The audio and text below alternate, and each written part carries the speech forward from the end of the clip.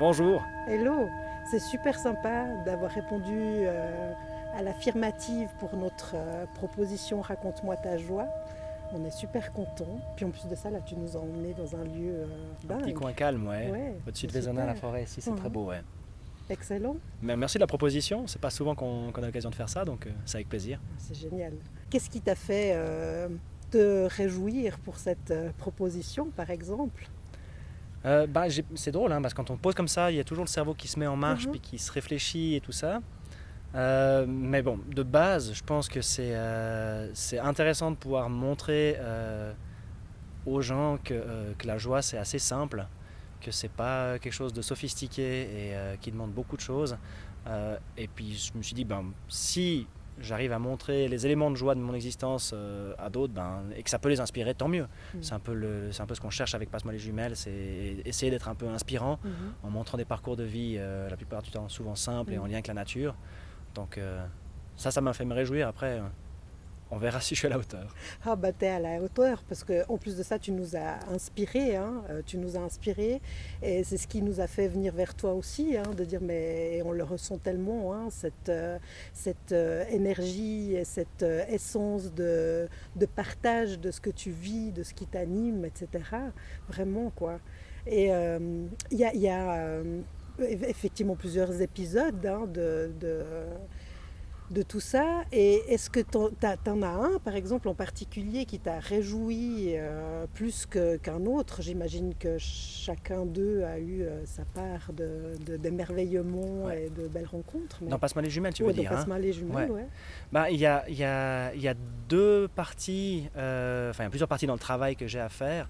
Il y a une partie, c'est les présentations, Mhm, donc c'est un rôle de sommelier, je dirais. mhm, On doit réussir à vendre les reportages qu'on propose au public et puis donner quelques éléments qui font une petite touche d'épice avant que les gens dégustent le plat. Donc ça, c'est une partie. Et puis l'autre partie, c'est peut-être celle qui est la plus impactante, celle qui va me bouleverser personnellement, c'est les reportages que je peux aussi faire. mhm, Je peux en faire entre 1,5 et 2 par année. Et puis ça, c'est clair qu'à chaque fois que j'en fais un, c'est des vraies rencontres, quoi. C'est des longs temps passés auprès des personnes. Et puis le plus marquant peut-être, ils sont tous marquants à leur manière, hein, mhm, parce que chaque fois c'est une vraie rencontre sur plusieurs semaines, donc il y a beaucoup de discussions, ça remue chez la personne en face, ça remue chez nous, et puis il y a un bout de chemin qui est fait ensemble.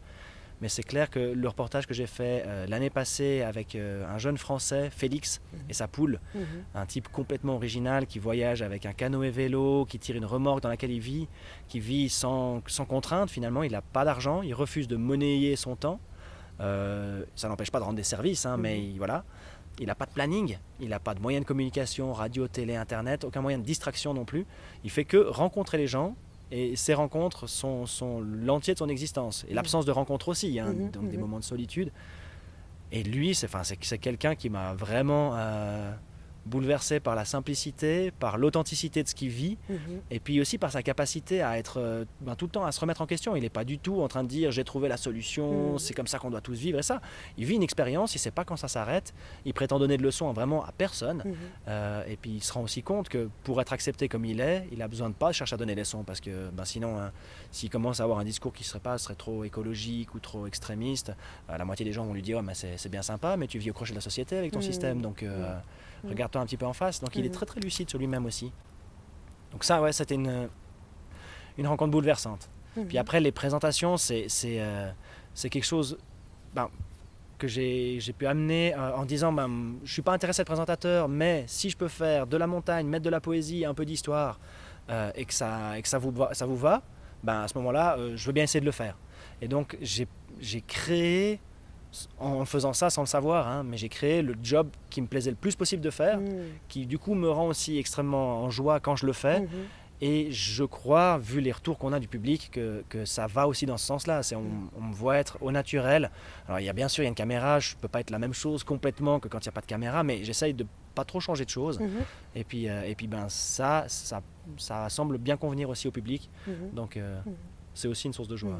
Tu sens que c'est un échange qui se fait finalement entre ce qui est rayonné et ce que les gens peuvent recevoir ou reconnaître Ouais. chez eux aussi en fait. C'est les retours que j'ai après quand tu prends le train, quand tu te balades dans la rue, quand on reçoit des mails, c'est les retours que des gens ont le premier mail, après 6 minutes d'émission, ça a quand même été c'est qui ce chevelu mal rasé. Ah Non, ouais. c'est quoi ce chevelu mal rasé? J'étais même pas encore une personne. Puis 2 semaines plus tard, c'est la même personne qui nous envoie c'est qui ce chevelu mal rasé ou mal coiffé.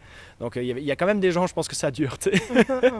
Non, mais globalement, les retours sont extrêmement positifs, enthousiasmants et puis donnent envie de continuer à faire ça comme ça, quoi. Parce qu'on y sent aussi une simplicité, quoi, une vérité d'être quand même dans ces reportages. Ouais, alors dans les reportages, les reportages et les présentations, c'est vraiment deux facettes différentes. Ouais. Mais les présentations, on essaye d'être le plus authentique, le plus simple possible. On n'écrit pas les intros, j'écris les textes poétiques ou les textes qu'il peut y avoir au milieu, mais on essaie d'écrire le moins possible. Avec le Mulet l'année passée, on a dit on prend la caméra, on prend le preneur de son, on prend toute l'équipe qu'on a d'habitude sur un reportage, mais on y va sans savoir ce qui se passera et on va filmer les interactions et puis on montrera qu'est-ce que ça donne, quoi. On refait la même chose cet automne, on reprend de nouveau le Mulet pour finir la Via Alpina pour cette saison. Puis on sait où on dort, mais on ne sait pas qu'est-ce qu'on va raconter au milieu. Ce sera les rencontres, ce sera l'imprévu, ce sera des discussions avec un muletier qui vient avec nous, on sera à 2 mulets cette fois-ci. Excellent. Donc là, il y a un côté, on essaie de rendre la chose la plus vivante possible, une espèce de mini-aventure très vivante pour que ça soit le plus authentique, le plus simple. Ouais.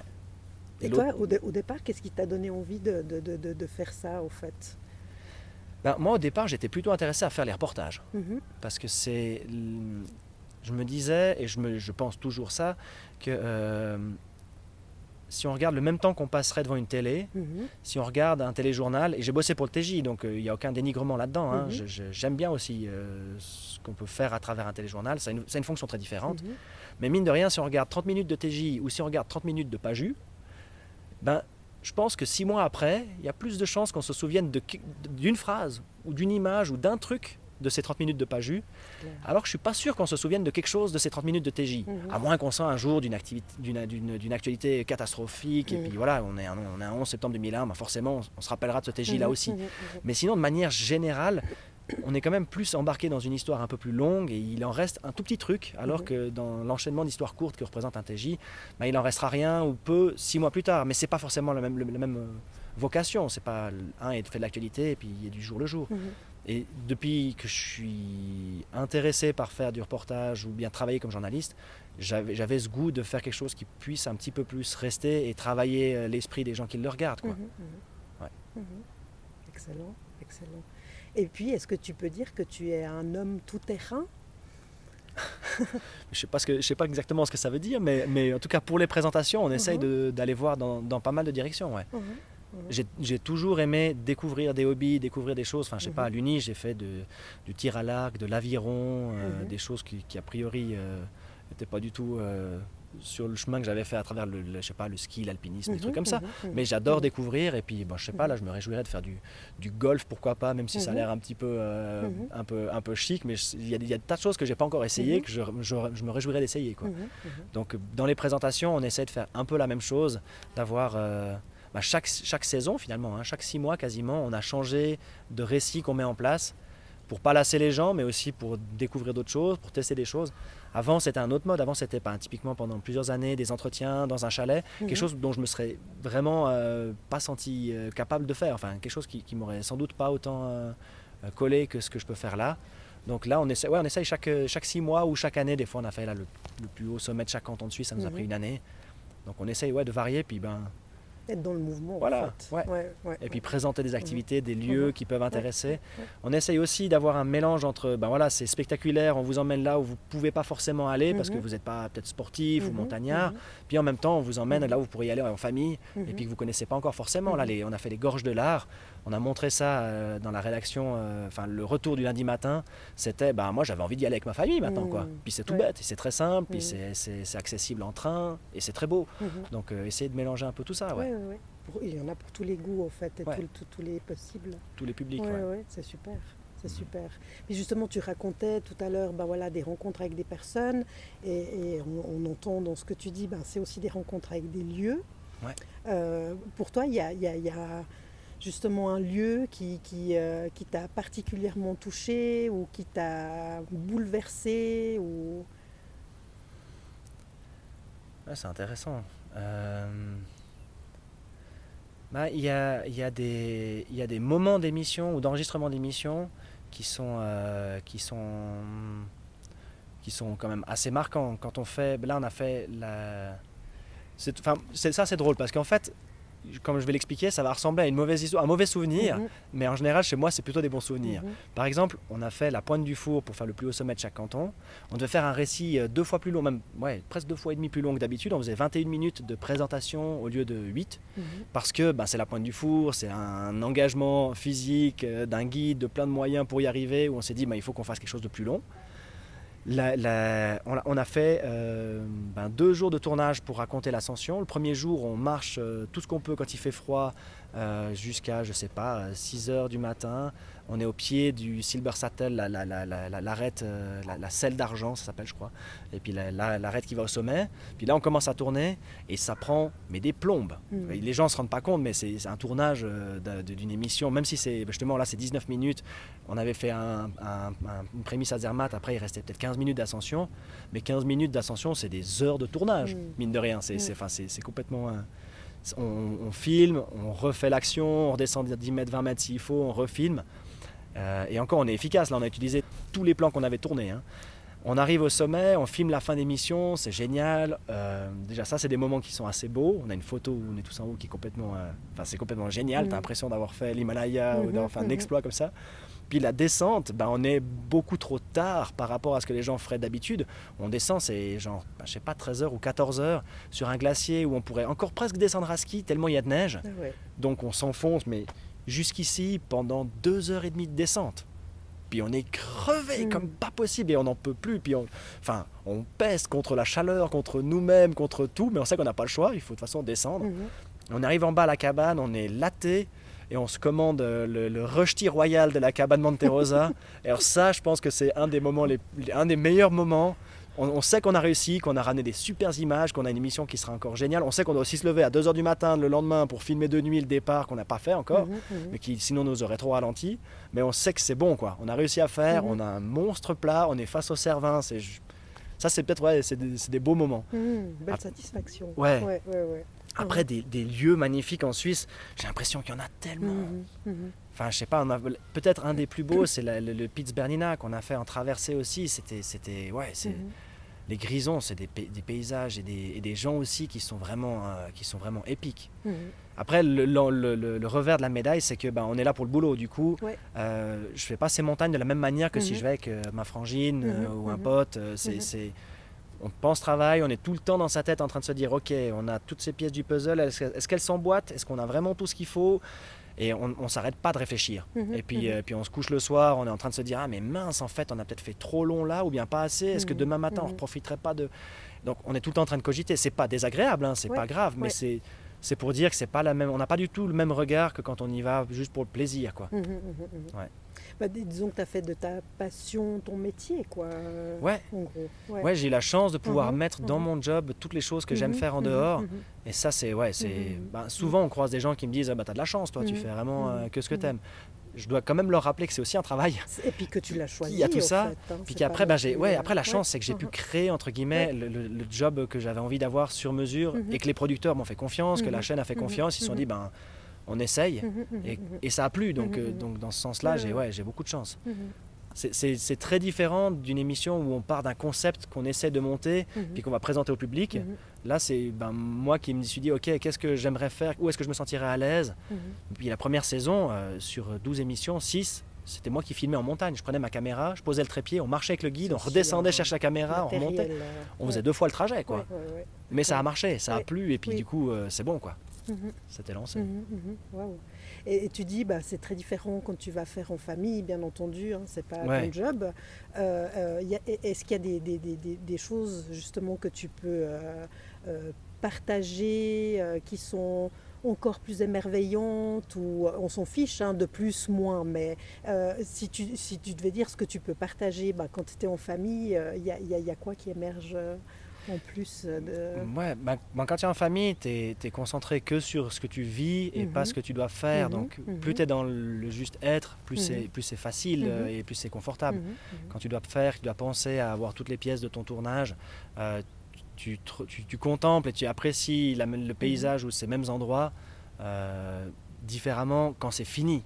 Quand tu es en plein dedans, mine de rien, tu es quand même toujours un tout petit peu le tricot qui est en tête et tu peux pas t'en défaire complètement. Ça m'empêche pas d'apprécier complètement les sommets.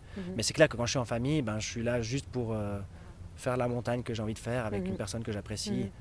J'apprécie aussi beaucoup mes collègues au demeurant, hein, mais c'est clair que ça permet d'être juste dans ce que tu vis et ce que tu fais, puis de penser à pas grand-chose d'autre, quoi. Ouais.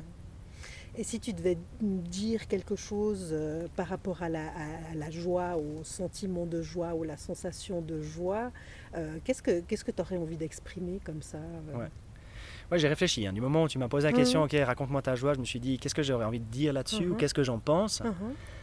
Un des trucs que je me suis dit, c'est que c'est de dire qu'en fait, j'ai des moments de joie profonds, mais j'ai aussi des tas de moments qui vont moins bien, et puis qu'il faut savoir les accepter, qu'il ne faut pas se culpabiliser d'être triste ou bien d'avoir un moment malheureux, parce que c'est aussi forcément, enfin je pense, c'est aussi le contraste c'est du contraste que peut émerger la joie. C'est du fait qu'on accepte des fois que ça soit pas facile ou que ça soit pénible, et puis qu'on s'accepte juste là-dedans, qu'on cherche pas à se dire j'ai pas le droit d'être triste, que va pouvoir émerger ensuite la joie très simple de juste se prendre un café du matin face au soleil qui se lève, de s'écouter une chanson qui passe à la radio et qu'on trouve géniale. Et que du coup, ouais, je pense que si on s'accepte dans tout ça, on perçoit aussi plus facilement la joie. Parce que c'est pas quelque chose de compliqué ou de sophistiqué à trouver pour moi. En tout cas, je la trouve dans des moments très basiques, très simples, dans la banalité du quotidien en fait. Moi, j'adore des choses toutes simples qui se répètent. Mais ça pas besoin d'être. J'ai pas besoin de faire une montagne difficile et compliquée pour pouvoir me mettre en joie.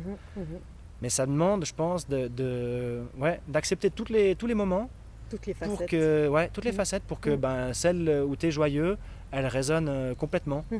C'est ça. Et l'autre chose qui me met en joie, c'est ou qui me fait me sentir ouvert à toutes les émotions aussi. C'est de me sentir complètement libre d'être moi-même. Je suis quelqu'un qui a beaucoup tendance à anticiper les besoins, les désirs des gens, les attentes des gens, et du coup de chercher à répondre à ça, plutôt que de chercher à juste dire, en fait, moi ce qui me conviendrait le mieux, ce serait ça, de le poser, et puis de voir comment ça réagit, et de le laisser exister. J'ai beaucoup eu tendance, avec mon entourage, avec tout le monde, de dire ok, je vais essayer d'anticiper parce que je sais que sinon les réactions seraient comme ci, comme ça, éviter les colères des gens, éviter les crises, des trucs comme ça. Et puis en faisant ça, j'oubliais vachement simplement qu'est-ce que je voulais pour moi. Et je faisais passer ça en second plan, alors que je pense que ça vaut la peine de juste l'exprimer, puis d'être capable de trouver des gens qui sont capables d'entendre ça aussi. Parce que j'ai connu des gens qui ne peuvent pas entendre le simple désir que tu as, et puis qui vont s'énerver au lieu de juste dire toi tu veux ça, moi je voudrais pas la même chose, puis qu'est-ce qu'on fait? Alors que c'est juste un échange, c'est ça. En fait. Ouais. C'est ça. Mais au fond, c'est de pouvoir me sentir pleinement libre d'être qui je suis, que peut naître la liberté de possibilité de vivre toutes les émotions en fait. Et c'est ça le vivant en fait, c'est toutes ces émotions mises ensemble. Ouais. Ouais, carrément. Et comme tu dis, cette joie, on n'a pas à être dans la joie tout le temps. Et qu'est-ce que c'est cette joie? C'est justement parce qu'il y a ce vivant, certainement, et qu'il peut être authentique, que du coup, on peut l'appeler joie. Mais moi, des fois, j'ai presque envie de dire notre essence, au fait. Après, on met les termes qu'on veut, mais... Un message que tu pourrais donner à ce monde, quelque chose de profond que tu aurais envie d'exprimer un peu au monde entier, qu'est-ce que ça pourrait être? Je ne sais pas si j'ai des messages. Quand je réfléchis à ça, je ne sais pas si j'ai un message qui vient plus personnellement que ce que je disais avant. Je pense que être libre et se sentir libre, c'est vraiment le truc... clé, mais que je suis en train de vivre et que je ressens en ce moment en fait. C'est pour ça que j'en parle comme ça. Après, il y a le message de l'émission que je représente, que je présente, qui lui, à mon avis, est valable et a peut-être une portée universelle. C'est se dire qu'en fait, pour trouver sa joie ou bien pour être heureux et trouver son chemin, c'est souvent, en tout cas c'est ce qu'on constate chez nous, c'est souvent à travers quelque chose de très simple que ça peut fonctionner. C'est malheureusement pas avec quelque chose d'élaboré, de complexe, de conditionné par plein de choses qu'on finit par sentir le mieux. C'est très souvent des gens qui ont un rapport à la nature, à ce qu'il y a autour d'eux, qui ont un rapport aussi assez réaliste, concret avec les choses, qui ne sont pas dans une théorie complètement évanescente, qui sont dans un rapport à la nature, au concret autour d'eux, et qui ont quelque chose de simple qui va conduire à cet état. Voilà. Il y a quelque chose aussi dans l'ordre, il y a aussi quelque chose dans l'ordre du faire. C'est souvent des gens qui font quelque chose avec lequel ils sont profondément d'accord. Ils sont pas en train de faire ce qu'on appellerait les bullshit jobs, quoi. Ils sont pas en train de faire quelque chose avec lequel ils comprennent pas ou pourquoi est-ce qu'ils font. Ils sont vraiment souvent très alignés avec les convictions de ce qu'ils font. Et puis ça les met dans un état de paix qui leur permet d'être souvent bien plus heureux que d'autres. Mais ça veut pas dire que c'est reposant ou que c'est facile, hein. On a le portrait de Hans Martin Bader, qui est un magnifique paysan luthier, un magnifique portrait d'un paysan luthier qui habite Petit dans le canton de Vaud. Il a conclu la saison. Ce type, il a une vie de travail qui est d'une rudesse incroyable, mais il en est ravi. Et il attend que ça de l'existence. Il ne se dit pas que l'existence, c'est de l'oisiveté ou c'est pas travailler qui est important ou quoi que ce soit. À l'inverse, on a un Félix qui dit qu'il n'a jamais autant rien fait de sa vie que depuis qu'il fait son voyage, et puis, mais qu'il n'a jamais aussi bien rien fait de sa vie que depuis qu'il fait ça. Et tout fonctionne tant qu'on est vraiment en train de faire ce à quoi on croit le plus. Oui, c'est ça, être à l'écoute de soi, en fait. Aller trouver ce pourquoi on pense qu'on est fait, et puis mettre son énergie là-dedans, et puis pas se mentir. Pas se mentir, pas se dire ouais, non, mais c'est vraiment ça que je veux, en fait, et puis avoir un discours qui soit en surface. Ouais, magnifique.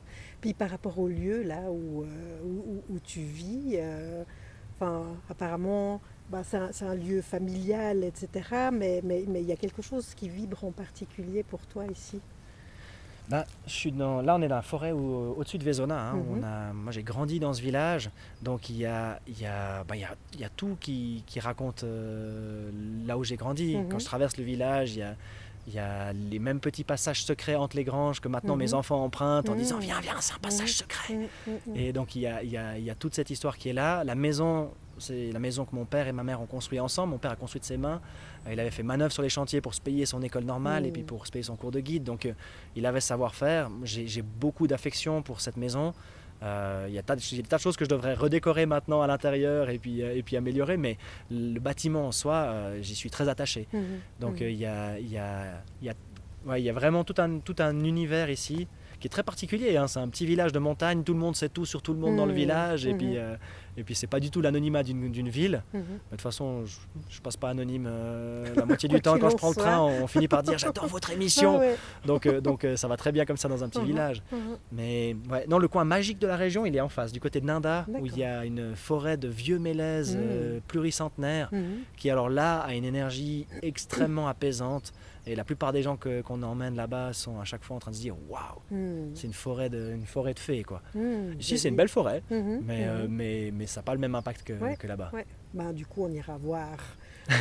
Ça fait envie quand on parle comme ça, quoi. Non, ça vaut la peine. Tu seras sans doute sensible, effectivement. Excellent. Et puis, est-ce qu'il y a un élément qui te parle plus? Enfin, tu vas autant sur la neige, sur la glace que sur les terrains, etc. Mais il y a un élément, ou les airs aussi, hein, mais est-ce qu'il y a un élément que tu affectionnes particulièrement? J'aime plus le froid que le chaud déjà, de base. Là, rien que maintenant, ça commence à se sentir. Je suis un peu, non, on est au frais, mais quand même. Non, j'aime plus le froid que le chaud. Après, l'élément que j'aime le moins, c'est l'eau. J'ai un brevet de plongée, donc c'est bon, hein, je sais nager et tout ça, mais je n'ai pas plus d'affinité que ça. J'ai très peur des oursins. Quand j'étais gamin, on était en vacances en Grèce tout le temps, on avait des lunettes, un tuba, et quand je voyais des rochers remplis d'oursins, je paniquais même si j'étais à 3 mètres. Mais non, après, j'aime beaucoup la terre et le rocher. J'aime bien grimper sur les arêtes, ces choses-là. Et puis en parapente, j'ai découvert l'air et je trouve que c'est quelque chose de magnifique. Enfin, la première fois où j'ai vu mon village d'en dessus, en faisant du thermique au-dessus des crêtes, j'étais fasciné de voir la proximité ou l'agencement de certains bâtiments qu'on ne voit pas du sol de cette manière-là. Puis de se dire, ah mais c'est drôle, quand je descendais de chez mon cousin Christophe, je descendais par là, c'était comme ça. Et puis en fait, c'était hyper direct, j'avais trouvé vraiment le passage le plus logique, ou j'en sais rien. Ou de voir le chemin des mulets qui va de Verret à Clèves, d'un coup depuis en haut, on le voit pleinement, alors que depuis en bas, on ne le voit jamais, il est toujours caché, on ne sait jamais où il est. Donc, ouais. Donc ouais, les airs et la terre, c'est les éléments avec lesquels je suis le plus à l'aise. C'est cool. Ouais. C'est cool. Il y a un truc que tu aurais envie de dire là, comme ça, pour le mot de la fin, pour ce raconte-moi ta joie. Ouais. Bah, j'ai 2 petits garçons et je pense que c'est des très bons maîtres pour tout ce qui est des émotions et de la joie. C'est des maîtres et à la fois c'est aussi des miroirs, c'est-à-dire que je vois les comportements que j'ai reproduits par mes enfants entre eux.